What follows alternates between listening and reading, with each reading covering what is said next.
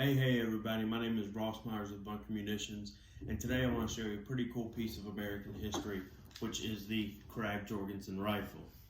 I'm going to try to get it in the frame for you a little bit, but this Krag Jorgensen rifle was made by the U.S. Springfield Armory.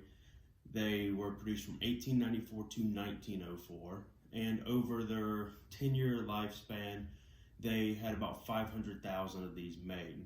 They served in the Spanish-American War of 1898, and I did look up the serial number for this exact firearm, and it was produced in 1903, so it missed the war by about 5 years, but some of these did see service during World War I.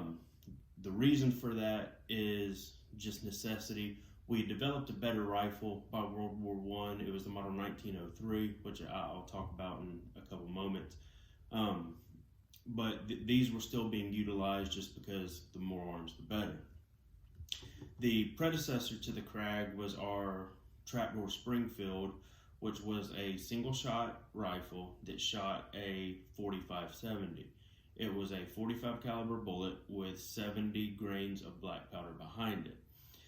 Two of the large advantages that this Krag had over the Trapdoor, and the reason that the military decided to make this one of our standards, is the Krag shoots a 30-40, which is a 30 caliber bullet with 40 grains of smokeless powder behind it. The advantage of smokeless powder over black powder is black powder burns relatively slow, and it produces a large burst of smoke from the muzzle. And the last thing you want is to be sending literal smoke signals up to whoever you're fighting as to where your exact location is. Smokeless powder, while not completely smokeless, definitely helped disguise your location a little bit better. You weren't getting that large puff of smoke out of the end of the muzzle, and it just burned faster. So the 30-40, I believe, it could travel about 2,000 feet per second, which was a pretty large advantage, and you don't need as large of a caliber bullet when you've got a lot more energy behind it. So that was one advantage we had over the Trapdoor. The other and bigger advantage, and this makes Krags very easily identifiable, is the large gate that you can see on the end of the side of the action right here. So this gate can be opened, and you can load 5 rounds into it. And they don't have to be loaded extremely precisely. You can have some rounds in your pocket or in your bag, pull 5 rounds out, drop them into this gate, close your gate, activate your bolt, and you will have a round in the chamber.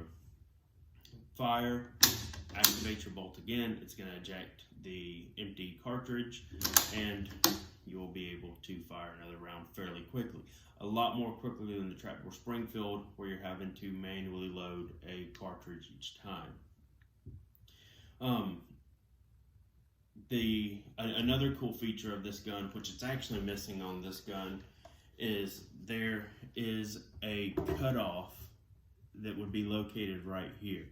And what that cutoff would do was, even if you had rounds left in your gate and you fired the rifle, activated your bolt, it would throw the empty cartridge out, but it would not feed another round in. And the reason you would want to do that, a lot of people were used to already having single shot rifles, and if you were in long distance combat or you didn't need rapid fire, you could just keep topping off your rifle, leave those 5 rounds in your gate as a reserve in case you ended up getting ambushed, in close quarters, fire, and it was a safety net. It was a reserve to have those there. So it was nice to be able to keep loading those directly into the rifle. Now, the reason that we discontinued the Krag was kind of also the reason that we adopted the Krag, this gate right here. So we started seeing Mausers, and our model 1903 took pretty heavy influence from the Mauser in the fact that the way you load those was by activating your bolt, and you had a device called a stripper clip that held your rounds in a vertical line. You would take that stripper clip, use your thumb, push the rounds directly down into the rifle, close your bolt, and it would eject the stripper clip automatically for you. They were seen as disposable. Nobody really worried about picking those up. They're pretty plentiful on the secondary market. I've got a bunch around here, and if I do another video on the 1903, I'll be sure to show you those.